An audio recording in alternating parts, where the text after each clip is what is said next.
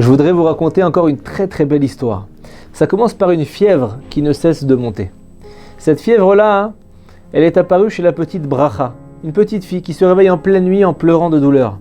Les médicaments n'ont aucun effet. Les parents Esther et Yaakov la prennent, la réconfortent, la bercent, mais son état ne s'améliore pas. Les jours sont rythmés par des allers-retours à l'hôpital.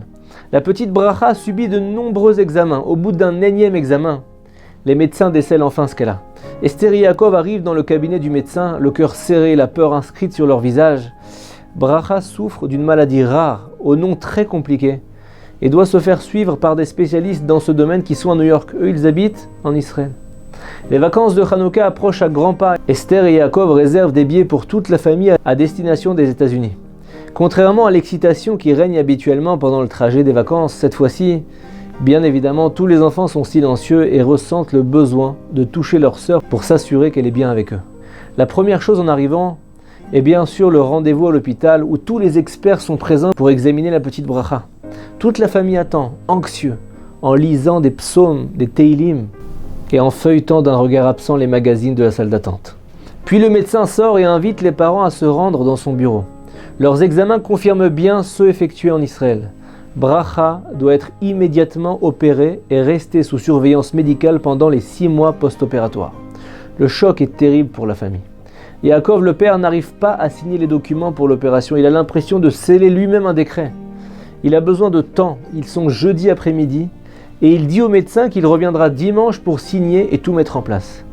Il a besoin de faire une pause et revenir après le Shabbat. Ils se sont installés à Monsey, qui est la communauté religieuse la plus proche de l'hôpital. Les membres de la communauté sont extraordinaires. Un appartement les attendait avec de la nourriture, des draps tout propres. Et ils doivent passer Shabbat chez les parents de Yaakov qui vivent à Borough Park, un des quartiers de Brooklyn à New York. Yaakov connaît pas bien les autoroutes américaines, donc il décide de partir tôt le vendredi pour arriver bien à l'aise avant Shabbat. Mais il n'avait pas compté sur la neige, ni sur les embouteillages. En Israël, à la moindre chute de neige, toute la ville est paralysée. Les véhicules sont sagement rangés sur leur place de parking, les piétons courent vers les arrêts d'autobus les plus proches, espérant rentrer chez eux avant que les transports publics cessent de fonctionner. Mais les Américains, eux, ils sont habitués et prennent leur voiture comme si de rien n'était. Donc ce vendredi, les routes sont bondées. Yaakov se retrouve bloqué sur l'autoroute sans pratiquement avancer. Les petites chutes de neige deviennent des tornades de gros flocons. Il est midi, puis 1 heure, puis presque 2 heures quand le flux de circulation se libère un peu. Mais la neige est bien plus épaisse et les voitures avancent tout doucement en raison d'une très mauvaise visibilité. Les enfants sont affamés, fatigués, irritables. Yaakov ne sait vraiment pas où aller Shabbat et Shabbat approche à grands pas. Et alors qu'il s'approche de la bretelle d'autoroute qu'il devait emprunter, il y a un accident et une fois de plus, la route est bloquée et le trafic immobilisé. Ils sont à 2 heures de Shabbat et il leur reste une longue distance à parcourir. Yaakov décide de prendre la prochaine sortie qui se présentera. 1 heure plus tard, ils arrivent enfin à une sortie, mais avec la neige, les roues s'emballent et Yaakov se gare dès qu'il peut, sort toutes les affaires dont il a besoin pour Shabbat et les voilà qu'ils avancent dans le froid à la recherche de n'importe quel bâtiment où se trouvera une mezouza pour définir est-ce que l'habitant est juif ou pas. Yaakov aperçoit tout d'un coup un grand bâtiment avec des lettres hébraïques sur la porte. C'est une yeshiva. Yaakov fait entrer sa petite famille, les enfants tremblent de froid, les plus petits se mettent à pleurer. Et Yaakov le père les assoit et part chercher des boissons chaudes. Il tombe sur le gabaï, le bedeau de la yeshiva, et il lui raconte toute son épopée incroyable. Le gabaï lui souhaite la bienvenue dans son établissement et l'invite généreusement à venir passer tout le Shabbat chez lui. Arrivé chez le gabaï, on leur donne leur chambre et un repas chaud attend les enfants. Et lorsque Yaakov les quitte pour aller à la yeshiva pour faire la prière, les enfants jouent et les femmes bavardent comme des amis de longue date. Ils passent un Shabbat rempli de sérénité malgré l'état de leur petite fille Bracha. Et après la prière de Mincha de l'après-midi de Shabbat, Yaakov est invité à prendre la Seuda Shlishit, le 3e repas au domicile du Rosh Yeshiva, qui n'est autre que le Rav Moshe Feinstein. Yaakov entre dans son modeste appartement rempli de livres de Kodesh et de sainteté.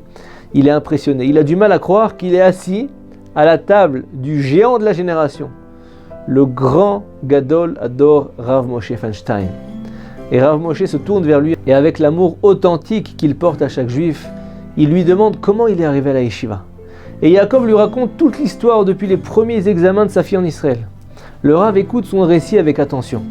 Et à l'issue du Shabbat, Yaakov demande au petit-fils du Rav Moshe Feinstein s'il peut revenir avec sa petite fille pour une bracha, pour une bénédiction.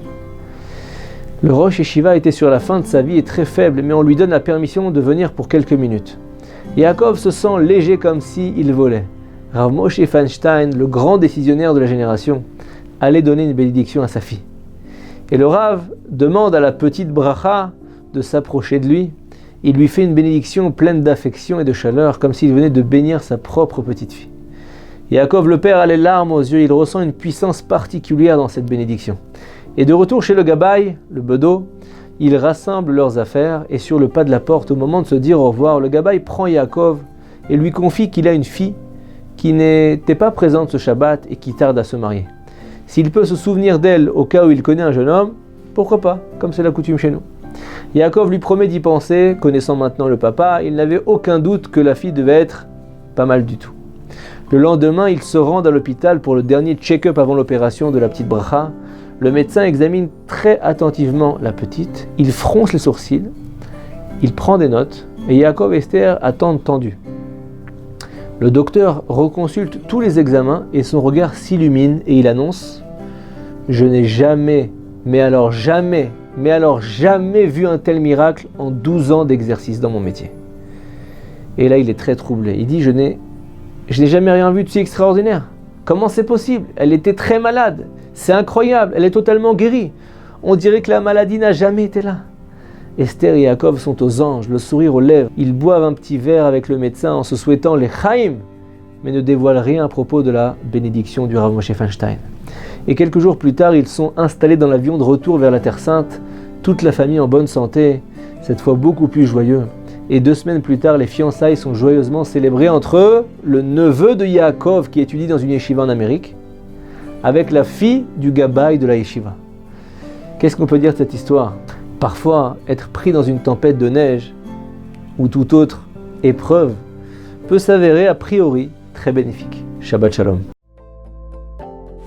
Torah Box, c'est une véritable yeshiva en ligne qui va vous permettre d'étudier les textes de référence dans les mots Talmud, Livre des prophètes, Chassidut, Moussar, Pensée juive, Halakha. Des dizaines d'œuvres disponibles avec pour chacune d'elles un enseignement adapté. En un seul clic, où que vous soyez, à n'importe quelle heure du jour ou de la nuit. Étudiez enfin tous les sujets que vous avez toujours rêvé d'approfondir. Alors, travailler le GAN, c'est la socle Bédivrei Torah, c'est travailler les paroles de l'étude de la Torah. Et c'est quoi garder le GAN? C'est l'ishma, mitzvota, de garder les mitzvot. Aujourd'hui, la Torah n'a jamais été aussi proche de nous.